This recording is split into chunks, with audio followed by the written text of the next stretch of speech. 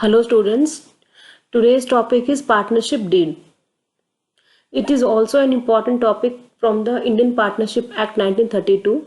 Myself Gargi Sharma, and today I am going to explain this topic for you. Meaning, partnership deed. First of all, I will discuss the meaning of partnership deed. Partnership deed is a partnership agreement between the partners of the firm which outlines the terms and conditions of the partnership between the partners. The purpose of a partnership deed is to provide clear understanding of the roles of each partner, which ensures smooth running of the operations of the firm. In my last PPT, I have already discussed the registration of partnership firm. जब भी partnership firm की registration कराई जाती है तो वहां पर एक रिटन एग्रीमेंट बनता है. वो रिटन एग्रीमेंट होता है, उसे हम पार्टनरशिप डीड बोलते हैं. पार्टनरशिप डीड जो है इस पर सभी पार्टनर्स के सिग्नेचर्स होते हैं. सारी टर्म्स और कंडीशंस इन रिटर्न उसके अंदर मेंशन होती है. सारे रूल्स एंड रेगुलेशंस जो भी इस पार्टनरशिप फर्म के अंदर फॉलो किए जाने हैं regarding the interest of loan, regarding salary, regarding profit sharing ratio, everything is mentioned in the partnership deed. So it is a very important document in case the firm is going to register. अगर firm का registration होना है तो partnership deed बनेगा और partnership deed के अंदर सभी चीजें मेंशन की जाएंगी जो जरूरी है for the smooth running of the business. अब कुछ यहाँ पर इंपॉर्टेंट कंटेंट्स बताए गए हैं पार्टनरशिप डीड के. जो कंटेंट्स मैं यहाँ पर आप लोगों के साथ शेयर करूंगी, जरूरी नहीं है कि सिर्फ यही कंटेंट उसके अंदर हो सकते हैं. It depends on the need and on the requirement of the partnership firm कि उन्होंने पार्टनरशिप डीड के अंदर कौन कौन से कंटेंट्स को इंक्लूड करना है. It depends on the consent of all the partners. Name of the firm as determined by all the partner. जो भी फर्म का नाम है वो इसमें मेंशन होगा. नेम और डिटेल जितने भी पार्टनर्स हैं उनके इसमें मेंशन होंगे. जिस दिन ये बिजनेस कमेंस हुआ उसकी डेट इसमें मेंशन होगी. फर्म कितने टाइम के लिए बनाई जा रही है, अगर किसी फिक्स टाइम पीरियड के लिए इसको बनाया जा रहा है तो वो उसमें मेंशन होगा. अमाउंट ऑफ कैपिटल जितना भी कंट्रीब्यूट किया है हर एक पार्टनर ने वो मेंशन होगा. प्रॉफिट शेयरिंग रेशियो मेंशन होगी. सभी पार्टनर्स की ड्यूटीज, ऑब्लिगेशंस और पावर क्या है. सैलरी, कमीशन मेंशन होगा. प्रोसेस ऑफ एडमिशन, रिटायरमेंट भी मेंशन होगा कि अगर कोई नया पार्टनर एडमिट होगा तो क्या करना है, अगर कोई पार्टनर पुराना रिटायर होगा तो क्या करना है. उसके बाद method of using of calculating the goodwill. Goodwill को कैलकुलेट करने का जो मेथड है वो भी पार्टनरशिप डीड के अंदर मेंशन किया जाएगा. Procedure that must be followed in cases of dispute. अगर किसी पार्टनर के बीच में आपस में डिस्प्यूट होता है तो किस तरीके से उसको सॉर्ट आउट करना है, उसका प्रोसीजर भी इन रिटर्न उसके अंदर मेंशन होगा.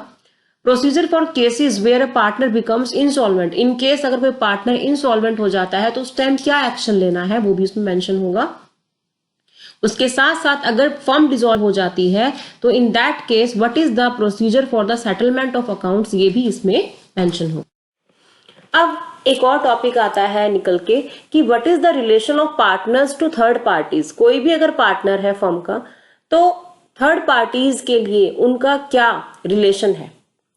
तो यहाँ पर एक बहुत ही महत्वपूर्ण और बहुत ही इंपॉर्टेंट एक रिलेशन जो एक पार्टनर शेयर करता है दूसरे पार्टनर्स के साथ वो है प्रिंसिपल एंड एजेंट का.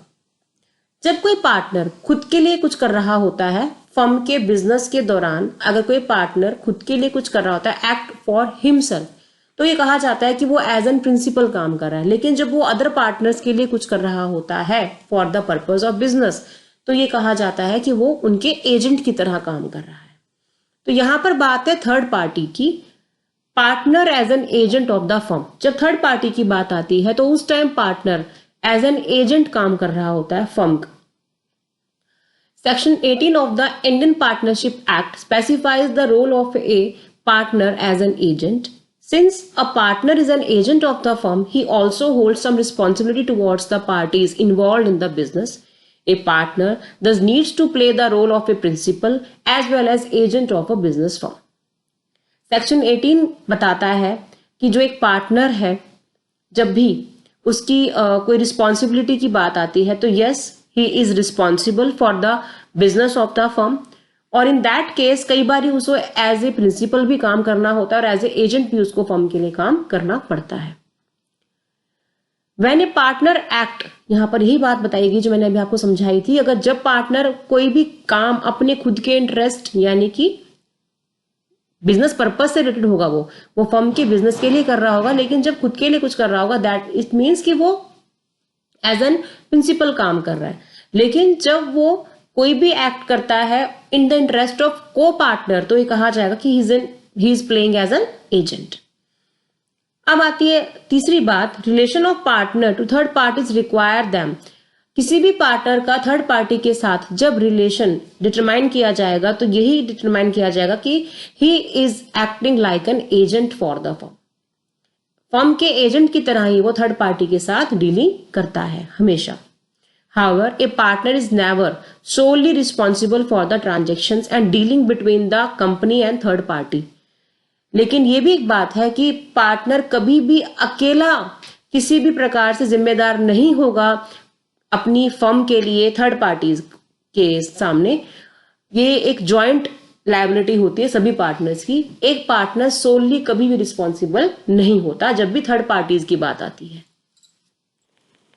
Implied authority of a partner, yes, partnership firm के अंदर जितने भी पार्टनर्स होते हैं उनकी एक इम्प्लाइड अथॉरिटी होती है।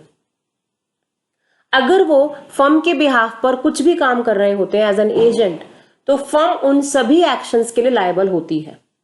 बट इन सम केसेस, कुछ केसेस ऐसे हैं जहां पर पार्टनर्स की इम्प्लाइड अथॉरिटी वो यूज नहीं कर सकते, बशर्ते अगर कोई एग्रीमेंट ऐसा बना हुआ है कि हाँ ये काम पार्टनर कर सकते हैं, तभी वो चीजें पार्टनर कर सकता है। अदरवाइज इम्प्लाइड अथॉरिटी कुछ केसेस में पार्टनर यूज नहीं कर सकता। अब वो क्या क्या हो सकते हैं according to the Indian partnership act 1932 section 19 subsection 2। Submit a business related dispute to arbitration. मान लीजिए कोई बिजनेस डिस्प्यूट चल रहा है, पार्टनर अपने आप ये फैसला नहीं ले सकता कि मैं इसे आर्बिट्रेशन की प्रोसेस में डाल दूं। यानी कि आर्बिट्रेशन एक प्रोसेस होता है जहां पर एक आर्बिट्रेटर को अपॉइंट किया जाता है। वो एक न्यूट्रल थर्ड पार्टी होती है जो किसी भी डिस्प्यूट को सॉल्व करती है। तो पार्टनर अपने आप ये फैसला नहीं ले सकता, उसके पास ये इम्प्लाइड अथॉरिटी नहीं है। He cannot open a bank account in his name on behalf of the firm. वो अपने नाम पर बैंक अकाउंट नहीं खोल सकता।